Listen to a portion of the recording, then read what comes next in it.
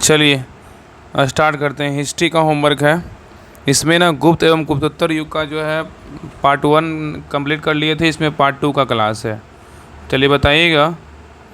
देखिए इसका जो है ना डायरेक्ट क्वेश्चन नंबर आइए आप 42 पे आइए। इसमें 41 का जो है ना इसका डिटेल पढ़ दे रहे हैं। देखिए कह रहा है कि भारत में दक्षिण पूर्व एशिया के साथ अपने आरंभिक सांस्कृतिक संपर्क तथा व्यापारिक संबंध बंगाल की खाड़ी के पार बना रखे थे।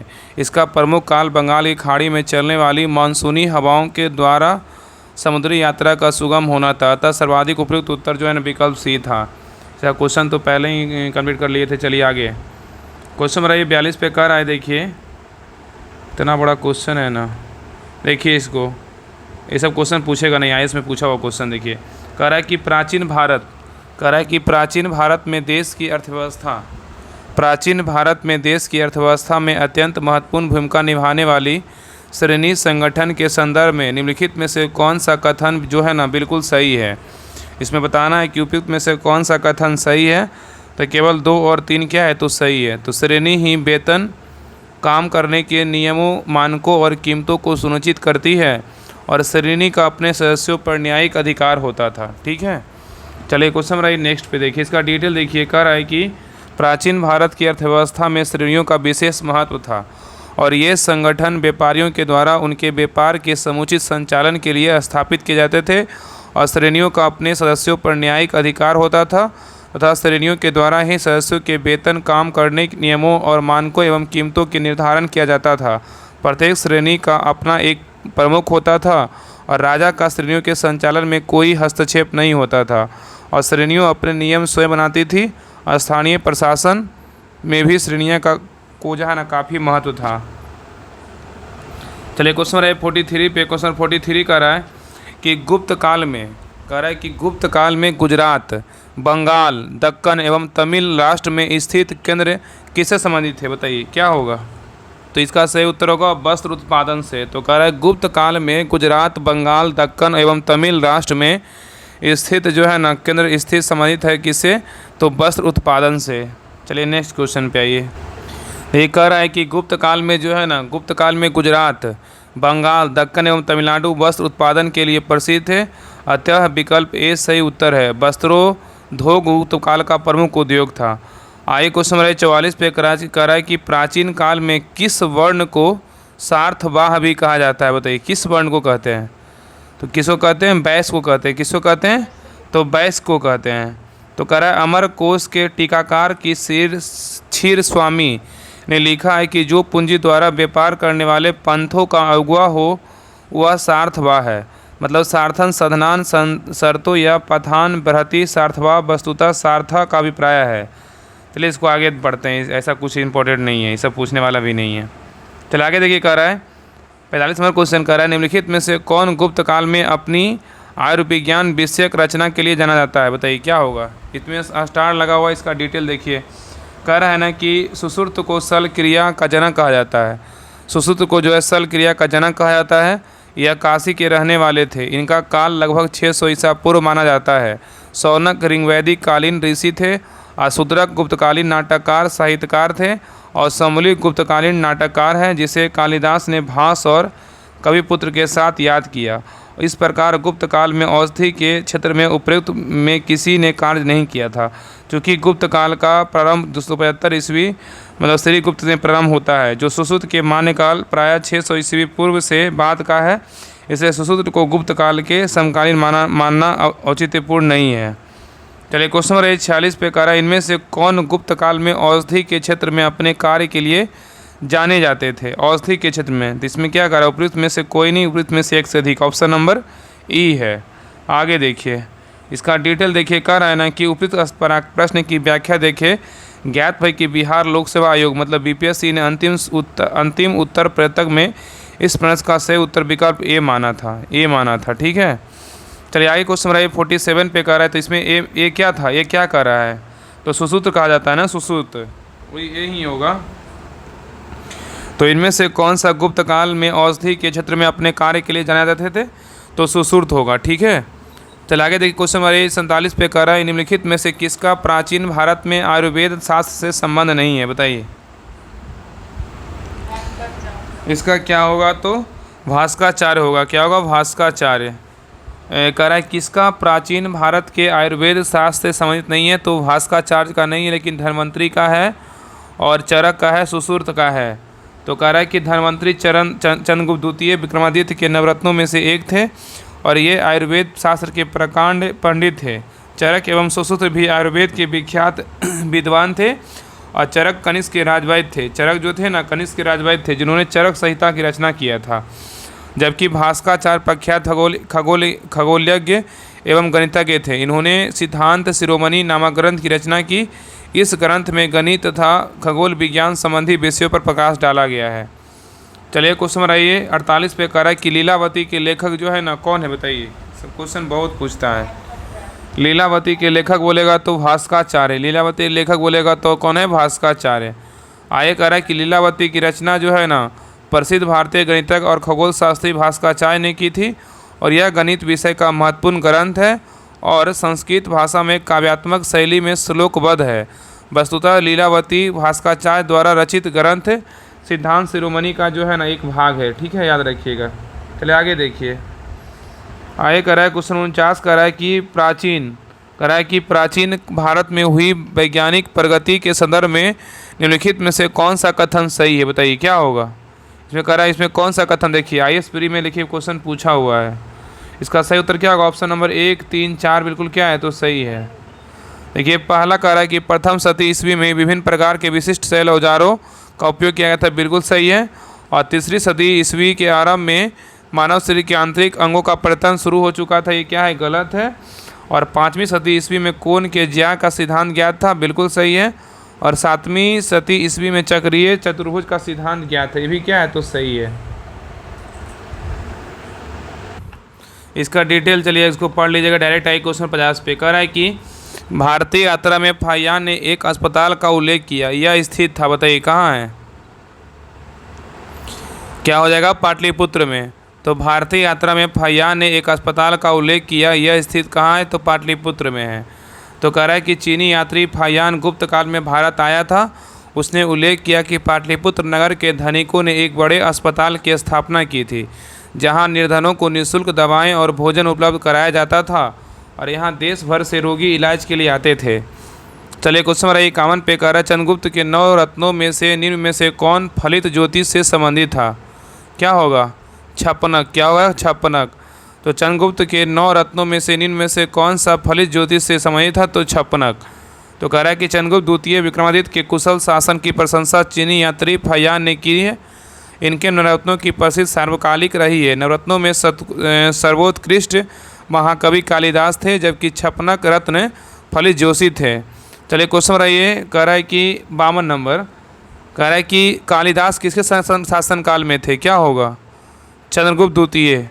कालिदास किसके शासनकाल में थे, चंद्रगुप्त द्वितीय।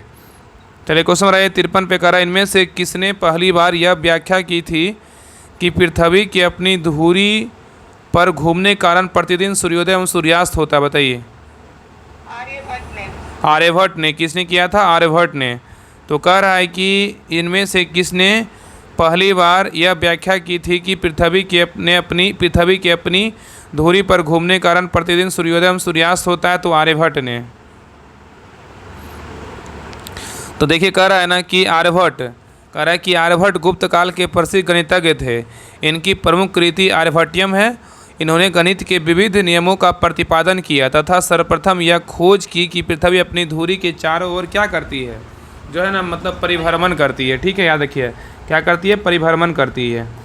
चलिए क्वेश्चन रहिए नेक्स्ट पे, कह रहा है अधोलिखित में से कौन सा गुप्तकालीन जो है ना स्वर्ण मुद्रा था, बताइए। क्या होगा,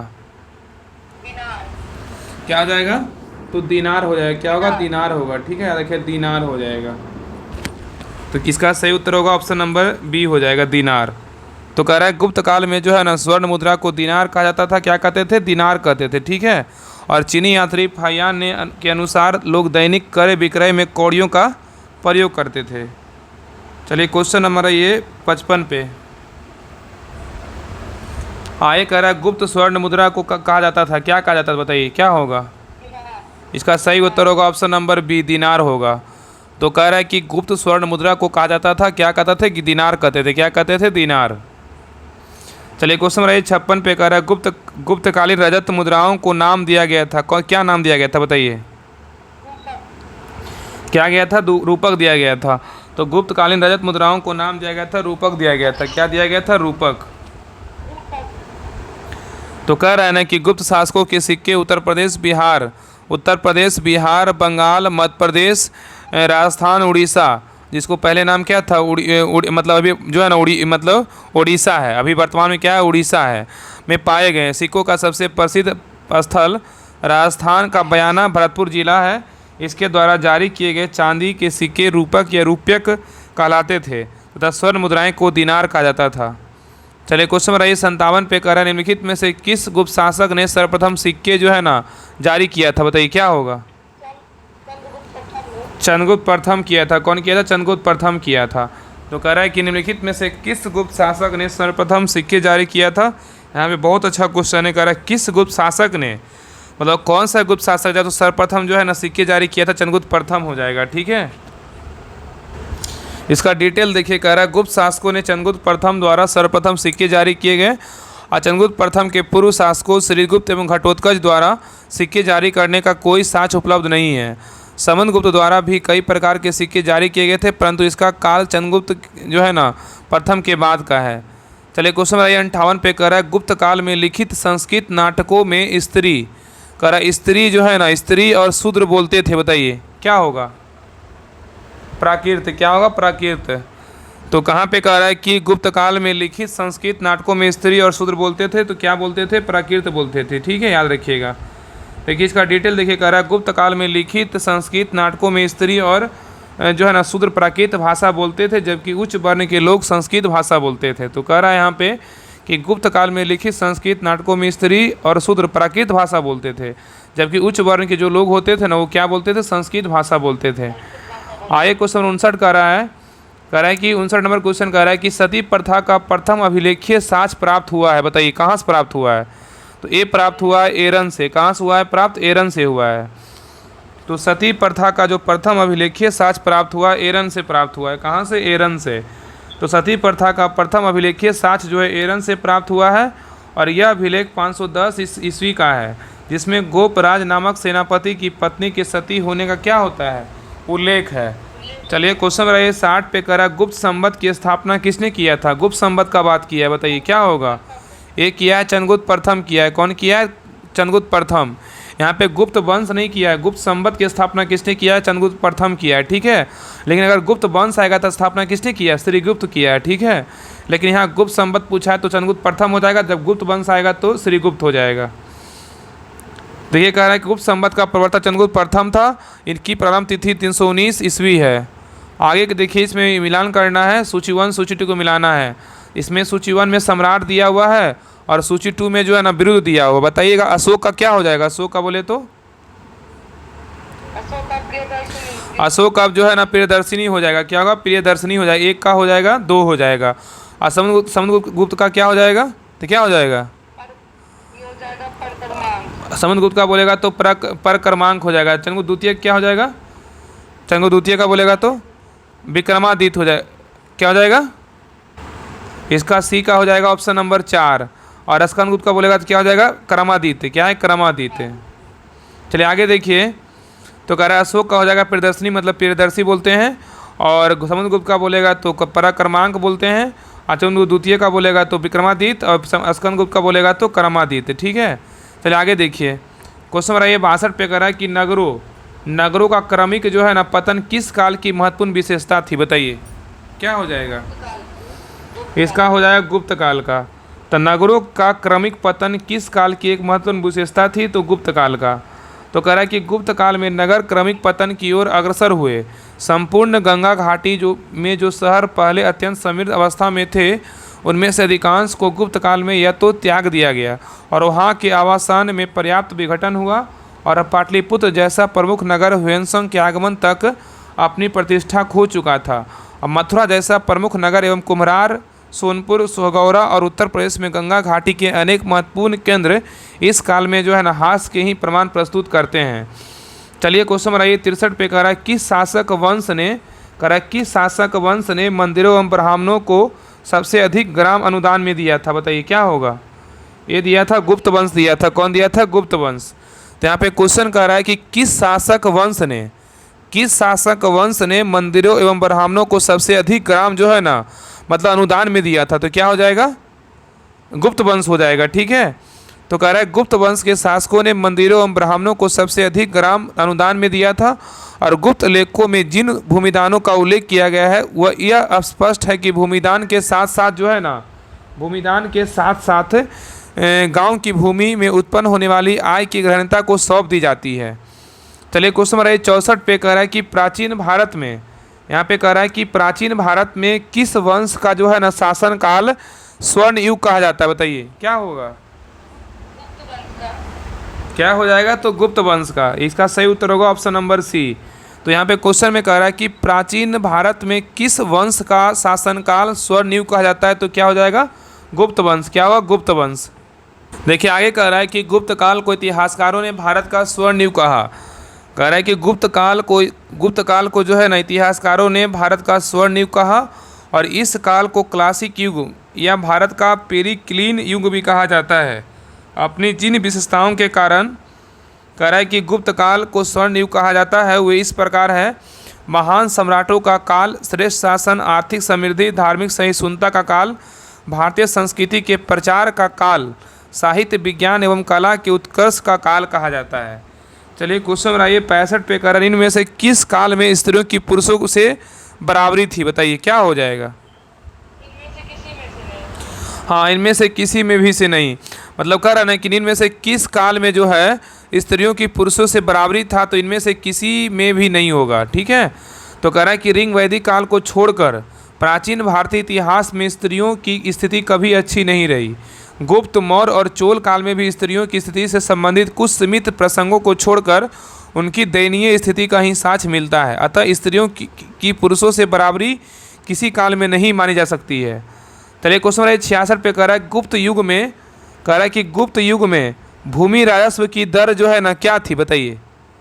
देखिए सब क्वेश्चन जो है ना बहुत इंपॉर्टेंट बीपीएससी में देखिए क्वेश्चन पूछा हुआ, सारा घटनाक्रम में प्रीवियस ईयर क्वेश्चन रहता है। इसका सही उत्तर होगा ऑप्शन नंबर बी, उपज का छठा भाग। क्या होगा? तो गुप्त युग में भूमि राजस्व की दर क्या थी? उपज का छठा भाग था। तो कह रहा है गुप्त काल में जो लोग राजकीय भूमि पर कृषि करते थे उन्हें अपनी उपज का एक भाग राजा को कर के रूप में देना पड़ता था। तो कह रहा है यहाँ पे क्वेश्चन में कह रहा है कि गुप्त काल में जो लोग जो है ना राजकीय भूमि पर कृषि करते थे उन्हें अपनी उपज का एक भाग जो है राजा को कर के रूप में देना पड़ता था। और जो समानता षष्ठांश तक होता था। गुप्त अभिलेखों में भूमि कर को उद्रंग तथा भाग कर कहा गया है। चलिए नेक्स्ट क्वेश्चन पे कह रहा है धर्मशास्त्रों में भूरास्व की दर क्या थी? बताइए क्या होगा।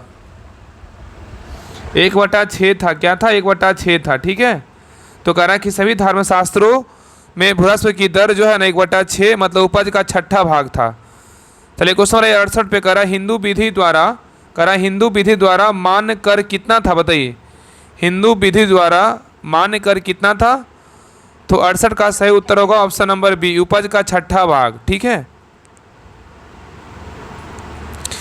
चलिए क्वेश्चन नंबर 69 पर कह रहा है किस प्रकार की भूमि को जो है ना अपृहत कहा जाता था? बताइए किस प्रकार की भूमि को कहते थे?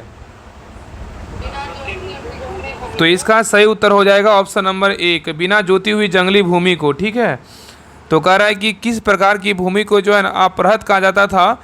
तो बिना जोती हुई जंगली भूमि को। तो कह रहा है वह भूमि जिसे जोता ना गया हो उसे क्या कहेंगे? कौन सा भूमि कहेंगे? तो अपृहत भूमि कहेंगे। ठीक है, और यह गुप्तकालीन भूमि व्यवस्था का एक जो है ना पद था, मतलब टर्म था। चलिए क्वेश्चन नंबर 70 पे कह रहा है कि भारत के इतिहास के संदर्भ में कुल्या बाप तथा द्रोण बाप शब्द निर्दिष्ट करते हैं। बताइए क्या करता है? तो इसका सही उत्तर होगा ऑप्शन नंबर 1, भूमाप। तो भारत के इतिहास के संदर्भ में कुल्यबाप तथा द्रोणबाप शब्द क्या निर्दिष्ट करते हैं? तो भूमाप करता है। क्या करता है? भूमाप करता है। तो कह रहा है ना कि कुल्यबाप, द्रोणबाप तथा एवं आधबाप भूमि की माप इकाइयाँ थी। चलिए क्वेश्चन नंबर 71 पे कह रहा है कि गुप्त गुप्त साम्राज्य द्वारा निम्न में से किन्हें कर रहित भूमि प्रदान की जाती थी? बताइए क्या होगा, क्या हो जाएगा? तो ब्राह्मणों को। तो कह रहा है गुप्त साम्राज्य द्वारा निम्न में से किन्हें कर रहित भूमि प्रदान की जाती थी? तो ब्राह्मणों को। तो यहाँ पे कह रहा है कि गुप्त काल में मंदिरों एवं ब्राह्मणों को जो भूमि दान में दी जाती थी उसे अग्रहार कहा जाता था। तो यहाँ पे क्वेश्चन कर रहा है कि यहाँ पे ऐसे पूछेगा कि गुप्त काल में मंदिरों एवं ब्राह्मणों को जो भूमि दान में दी जाती थी उसे क्या कहते थे? तो अग्रहार कहा जाता था। और ऐसी भूमि सभी प्रकार के करों से मुक्त होती थी तथा इनके ऊपर धारकों का पूर्ण स्वामित्व होता था। इस प्रकार के भूमि दान का एकमात्र उद्देश्य धार्मिक एवं शैक्षणिक था। चलिए क्वेश्चन नंबर 72 पे करा कि प्राचीन भारत में सिंचाई कर को क्या कहते थे? बताइए क्या हो जाएगा? इसका स्टार दिया हुआ है, देखिए नीचे इस डिटेल देखिए। तो क्या यहाँ पे क्वेश्चन क्या कर रहा था कि प्राचीन भारत में सिंचाई कर को क्या कहते थे? देखिए तो प्राचीन भारत में सिंचाई कर को जो है ना उदक भोग कहा जाता है। क्या कहते थे? उदक भोग कहते थे। ठीक है, इस ऑप्शन में नहीं था। हिरन मौर्य काल में लिया जाने वाला नगद कर था। गुप्त अभिलेखों में भूमि कर को उदंग्र अथवा उदरंग कहा गया है। प्राचीन भारत की राजपूत युगीन संस्कृति में उल्लेख है कि उपरनिका भूमि पर अस्थायी तथा अस्थायी रूप से रहने वाले किसानों से लिया जाता था। ठीक है, चलिए आगे आइए। क्वेश्चन नंबर 73 का रहा है 3री शताब्दी में वारंगल प्रसिद्ध था। किसके लिए वारंगल प्रसिद्ध था? बताइए। वारंगल के बारे में पूछा। वारंगल जो है ना वो किसके लिए प्रसिद्ध था? बताइए। हाँ, तो वारंगल जो प्रसिद्ध था ना किसके लिए था? लोहे के यंत्रों उपकरणों हेतु प्रसिद्ध था। तो याद रखिए जो वारंगल जो 3री शताब्दी में जो वारंगल प्रसिद्ध था वो किसके लिए था? तो लोहे के यंत्रों या उपकरणों हेतु जो है ना 3री शताब्दी में वारंगल प्रसिद्ध था। तो 3री शताब्दी में वारंगल लोहे के यंत्रों उपकरणों हेतु क्या था? प्रसिद्ध था। चलिए क्वेश्चन नंबर 74 पे कह रहा है कि प्राचीन भारतीय गुप्त राजवंश, यहाँ पे कह रहा है कि प्राचीन भारतीय गुप्त राजवंश के समय के संदर्भ में नगर, घंटाशाला, कदूरा या चौल किस लिए प्रसिद्ध, किसके लिए विख्यात था? यहाँ पे ये पूछा, बताइए क्या होगा? विदेशी व्यापार करने वाले बंदरगाह के लिए था। तो क्वेश्चन कह रहा है कि प्राचीन भारतीय गुप्त राजवंश के समय के संदर्भ में नगर, घंटाशाला, कदूरा तथा चौल जो है किसके लिए विख्यात था? तो विदेशी व्यापार करने वाले बंदरगाह के लिए क्या था? विख्यात था। चलिए आगे देखिए कह रहा है कि घंटाशाला, कदूरा तथा चोल गुप्त काल में बड़े बंदरगाह शहर थे जहां से विदेशों से व्यापार किया जाता था। और घंटाशाला एवं कदूरा जहां पूर्वी तटीय बंदरगाह शहर थे, वहीं चौल पश्चिमी तटीय बंदरगाह शहर का प्रतिनिधित्व जो है ना करता था। चलिए क्वेश्चन 75 पे कह रहा है कि तोरमान किस जातीय का जो है ना दल था? बताइए किस जातीय दल का था? बताइए। हाँ, तो यहाँ पे कह रहा है कि तोरमान किस जातीय दल का था? यहाँ पे जातीय दल पूछा है तो इसका सही उत्तर होगा ऑप्शन नंबर बी, हून का था। तो कह रहा है तोरमान किस जातीय दल का था? तो हून का था।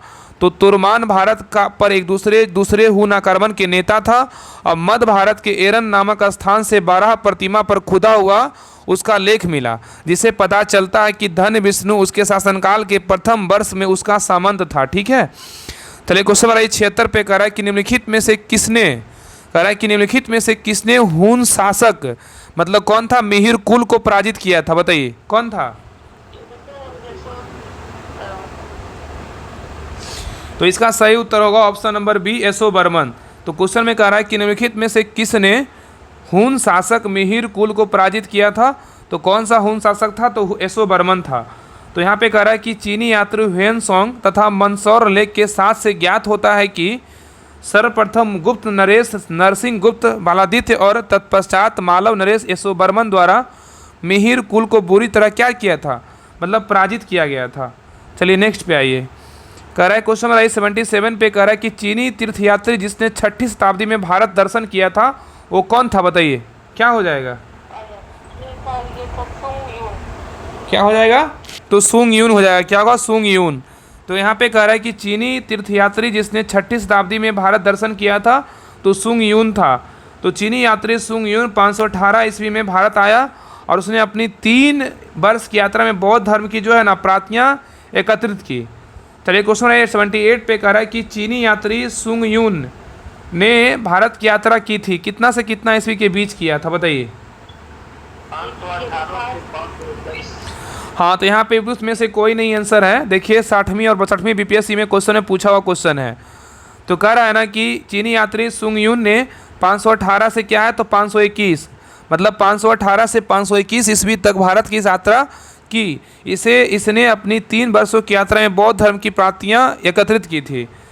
चलिए नेक्स्ट क्वेश्चन पे आइए। 79 नंबर का रहा है कि चीनी स्रोत के अनुसार श्रीलंका के शासक मेघवर्मन, ये जो मेघवर्मन था वो कहाँ का शासक था? श्रीलंका का था, ने गया में बौद्ध मंदिर बनवाने की अनुमति के लिए निम्नलिखित में से किस गुप्त राजा के पास एक मिशनरी भेजा था? बताइए क्या हो जाएगा? तो समुद्रगुप्त के पास। देखिए अभी हाल ही में जो है ना बीपीएससी का एग्जाम होनोतर्मी में देखिए पूछा हुआ क्वेश्चन है। जिनका भी एग्जाम बीपीएससी देंगे ना उसके लिए घटना तो बहुत इंपॉर्टेंट है, चाहे बिहार दरोगा हो। ये अभी हाल ही में क्वेश्चन पूछा हुआ 69वीं बीपीएससी में, कह रहा है कि चीनी स्रोत के अनुसार श्रीलंका के शासक मेघवर्मन ने गया में बौद्ध मंदिरों बनाने की अनुमति के लिए निम्नलिखित में से किस गुप्त राजा के पास एक मिशनरी भेजा गया था? तो क्या हो जाएगा? समुद्रगुप्त हो जाएगा। क्या होगा? समुद्रगुप्त। ठीक है, तो कह रहा है कि गुप्त शासक समुद्रगुप्त का समकालीन श्रीलंका सिंहल का शासक मेघवर्मन था। चीनी स्रोतों पर पता चलता है कि मेघवर्मन ने समुद्रगुप्त के पास उपहारों सहित एक दूत मंडल भेजा था और गुप्त नरेश की आज्ञा से उसने बोधि वृक्ष के उत्तर में श्रीलंका के बौद्ध भिक्षुओं के लिए एक भव्य विहार का क्या किया था? मतलब निर्माण करवाया था। चलिए क्वेश्चन नंबर 80 पे कह रहा है कि निम्नलिखित कथनों को ध्यानपूर्वक पढ़िए। इस ऑप्शन को पढ़ना है, उत्तर निम्न में से कूटों का आधार पे दीजिए। इसमें कह रहा है कौन सा कथन बिल्कुल सही है? बताइए इसमें कौन कौन कथन सही है? क्या हो जाएगा? इसका सही उत्तर होगा ऑप्शन नंबर सी। 1 और 3 क्या है तो सही है। देखिए कह रहा है इसमें कि गुप्त सम्राट स्वयं के लिए दैवीय अधिकारों का दावा करते थे, बिल्कुल क्या है तो सही है। और उनका प्रशासन नितांत केंद्रीय था, ये क्या है? गलत है। और उन्हें भूमिदान की परंपरा को विस्तारित किया था, ये भी क्या है तो सही। 1 और 3 क्या है? बिल्कुल सही है। चलिए आगे आइए, क्वेश्चन नंबर आइए। देखिए इसका डिटेल देखिए। कह रहा है ना कि गुप्त साम्राज्य की शासन व्यवस्था राजतंत्रात्मक थी और मौर्य शासकों के विपरीत गुप्त वंशी शासक अपनी दैवीय उत्पत्ति में विश्वास करते थे और गुप्त शासकों ने भूमिदान की परंपरा को विस्तारित किया और गुप्त प्रशासन का स्वरूप केंद्रीय न होकर संघात्मक था और गुप्त राजा अनेक छोटे राजाओं का राजा होता था। सामंत तथा प्रांतीय शासक अपने अपने क्षेत्रों में नितांत स्वतंत्रता का अनुभव करते थे। इस प्रकार कथन 1 एवं 3 क्या है? सही है, लेकिन जबकि 2 क्या है? गलत है। आगे कह रहा है क्वेश्चन नंबर 81 कह रहा है कि गुप्त काल के दौरान भारत में बलात् श्रम मतलब विशिष्ट के संदर्भ में निम्नलिखित में से कौन सा कथन सही है? बताइए कौन सा कथन इसमें सही है? हाँ, इसका सही उत्तर क्या होगा? ऑप्शन नंबर क्या है तो ए। इसका क्या होगा? ऑप्शन नंबर ए क्या है? बिल्कुल सही है। तो यहाँ पे क्वेश्चन कह रहा था कि गुप्त काल के दौरान भारत में बलात् श्रम के संदर्भ में निम्नलिखित में से कौन सा कथन सही है? तो बलात् श्रम का बात किया था। यहाँ पे क्या होता है? इसके राज्य के लिए आय का एक स्रोत जनता द्वारा दिया जाने वाला एक प्रकार का जो है न कर माना जाता था। ये क्या है? ए बिल्कुल सही उत्तर है। आगे देखिए क्वेश्चन नंबर 82 पे कह रहा है कहा जाता है कि शतरंज का खेल उद्भित हुआ था। बताइए कहाँ, किस देश में हुआ था? भारत में। हाँ, ये हुआ था भारत में। क्या हुआ था? भारत में हुआ था। तो कहा जाता है कि शतरंज का खेल जो है ना ओरिजिनेट हुआ था, मतलब उद्भित हुआ था, भारत में हुआ था। तो शतरंज का जो खेल भारत में उद्भित हुआ था, महाभारत में इसे चतुरंग के नाम से जाना जाता था। अब भारत में यह ईरान एवं तत्पश्चात यूरोप में पहुंचा। चलिए क्वेश्चन नंबर आइए 83 पे कह रहा शूद्रक द्वारा लिखी हुई प्राचीन भारतीय पुस्तक मृच्छकटिकम का व्यवसाय क्या है? बताइए। हाँ, जिसका सही उत्तर क्या होगा? ऑप्शन नंबर 83 का ए हो जाएगा। एक धनी व्यापारी और एक गणिका पुत्री की प्रेम गाथा था। ठीक है, याद रखिएगा। तो कह रहा है कि शूद्रक कृत मृच्छकटिकम जो पुस्तक है ना किसका है? तो शूद्रक का है। ठीक है, और नामक रचना में से गुप्तकालीन शासक व्यवस्था एवं नगर जीवन के विषय में रोचक सामग्री मिलती है। इसे तत्कालीन जो है ना समाज में होने वाले परिवर्तनों पर प्रकाश पड़ता है। यथा इसे पता चलता है कि उज्जैनी में कुछ शूद्र अधिकारी थे, अब उन्हें महाकाव्य एवं पुराणों के श्रवण का अधिकार भी मिल गया था। वस्तुतः इस ग्रंथ में चारुदत्त नामक ब्राह्मण सार्थभा एवं एक गणिका की पुत्री बसंत सेना की प्रेम गाथा को शब्दों का रूप दिया गया है। ठीक है, चलिए आगे क्वेश्चन नंबर 84 पे कह रहा है कि प्राचीन सांख्य दर्शन, यहाँ पे कह रहा है कि प्राचीन जो है ना सांख्य दर्शन में किसका महत्वपूर्ण योगदान है? बताइए क्या होगा?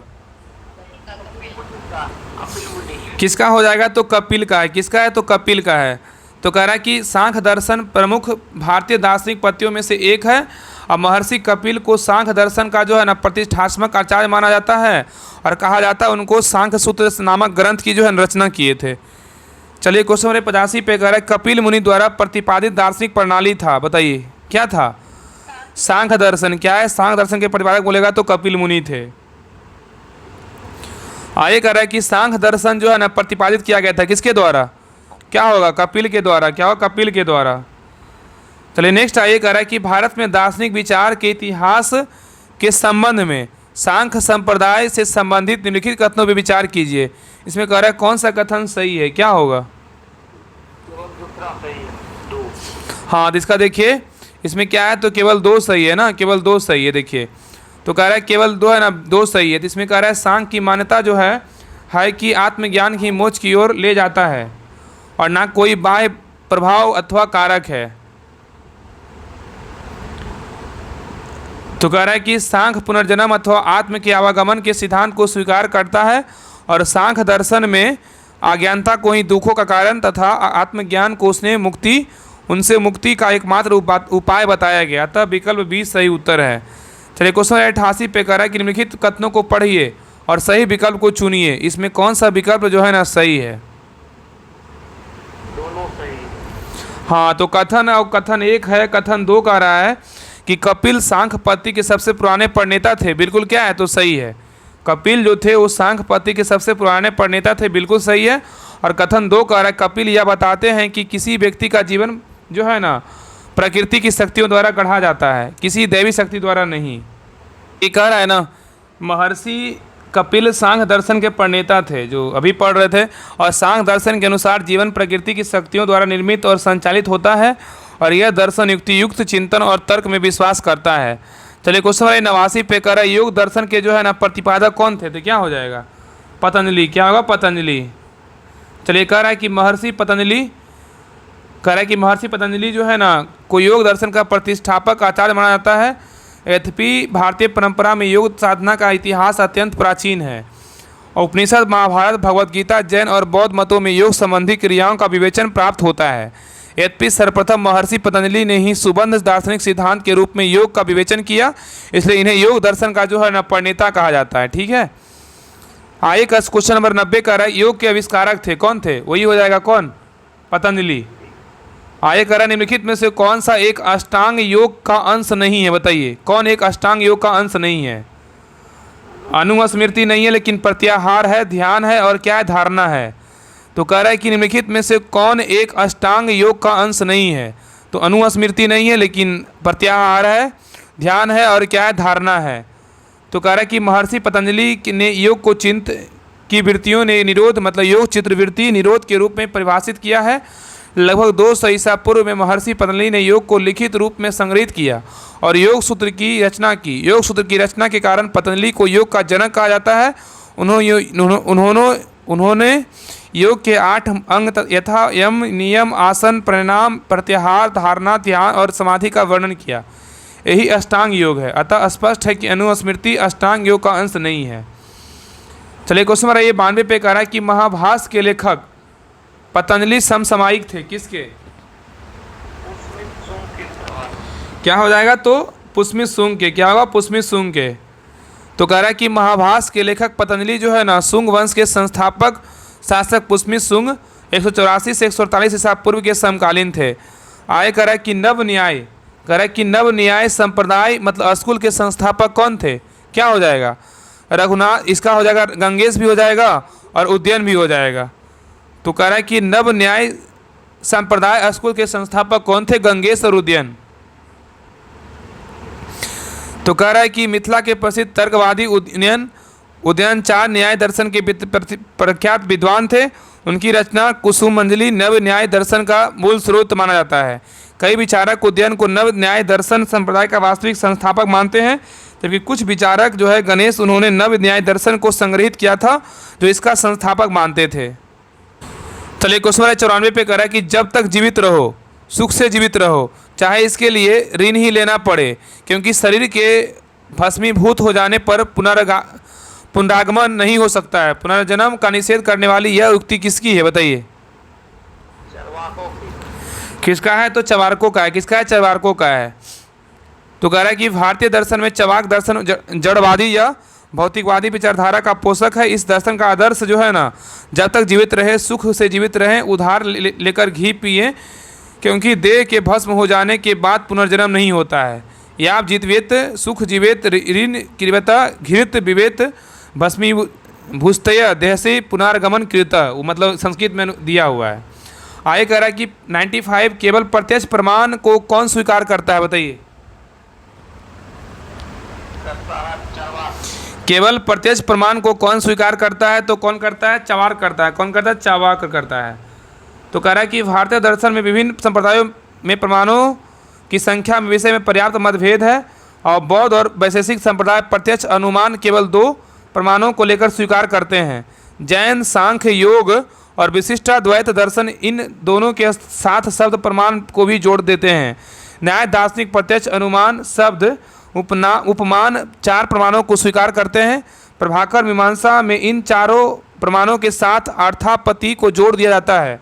भट्ट मीमांसा और अद्वैत वेदांत दर्शन इन प्रमाणों के साथ अनुपलब्धि को भी प्रमाण मान लिया जाता है।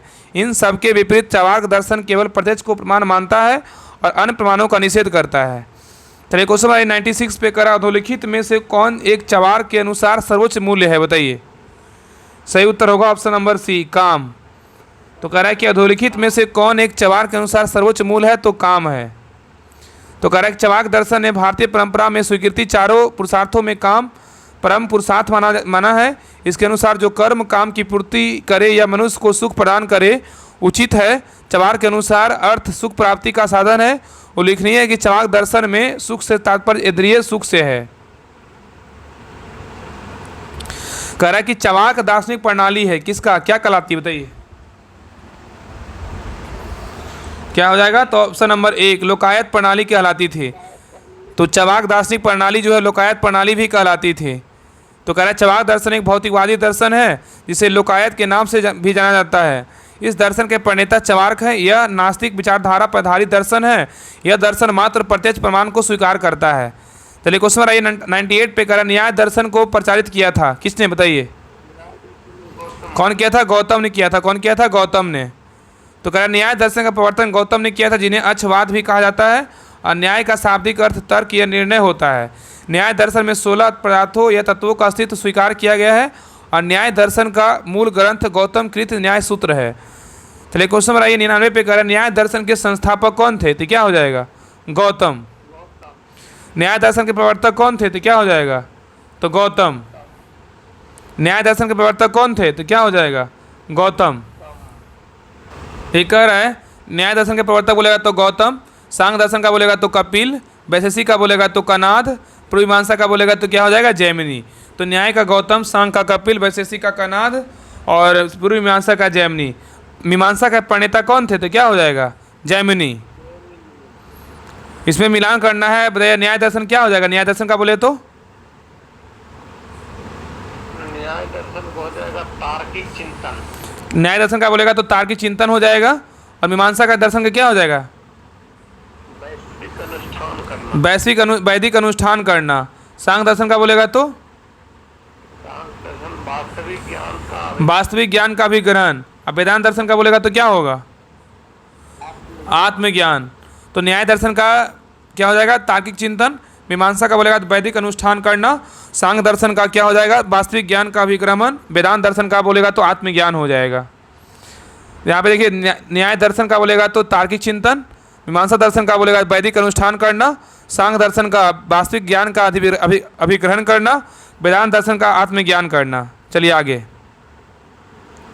देखिए यहाँ पे न्याय दर्शन का बोलेगा तो गौतम, पूर्व मीमांसा बोलेगा तो जैमिनी,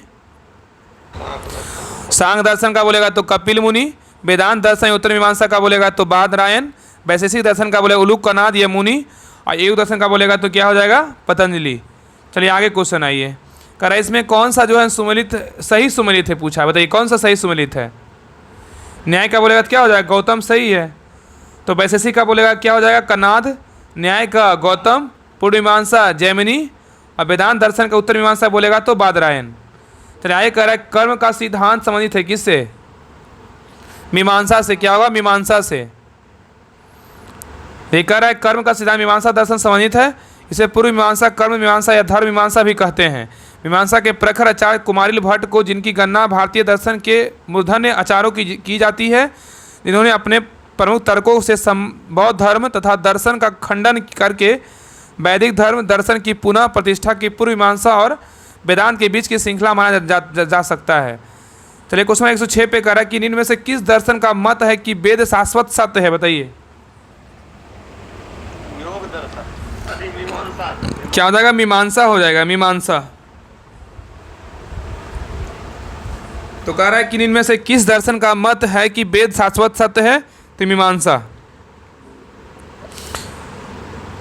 आगे कह रहा है कि मीमांसा दर्शन वेद शाश्वत सत्य मानता है और पूर्व मीमांसा दर्शन में वेद कर्मकांड भाग पर विचार किया गया है और उत्तर मीमांसा में वेद ज्ञान कांड भाग पर जो है विचार किया गया है। चलिए क्वेश्चन 107 पे कह रहा है अपूर्व का सिद्धांत संबंधित है किससे? मीमांसा से। क्या होगा? मीमांसा से। अपूर्व का सिद्धांत मीमांसा दर्शन से संबंधित है। मीमांसा दर्शन में एक अदृश्य शक्ति की कल्पना जो है ना की गई है, जो कर्म जो है ना कर्म तथा उसके परिणाम के बीच अलौकिक कड़ी है, वह इसके अपूर्व कहता है कि अपूर्व का शाब्दिक अर्थ कोई भी नई वस्तु जो पहले नहीं जानी गई अथवा जो पहले नहीं था। चलिए क्वेश्चन 108 पे करनी में से किस भारतीय दर्शन ने परमाणु सिद्धांत का प्रतिपादन किया था, बताइए क्या होगा? वैशेषिक। क्या होगा? वैशेषिक। तो करनी में से किस भारतीय दर्शन ने परमाणु सिद्धांत का प्रतिपादन किया था, तो वैशेषिक। तो कहना कि वैशेषिक दर्शन के अनुसार सृष्टि का निर्माण अणु से हुआ है। महर्षि कणाद इस दर्शन के प्रवर्तक थे। चलिए क्वेश्चन 109 पे करनी में से किसे भारतीय परमाणुवाद का जनक कहा जाता है, बताइए। क्या होगा? महर्षि कणाद को। क्या होगा? महर्षि कणाद को।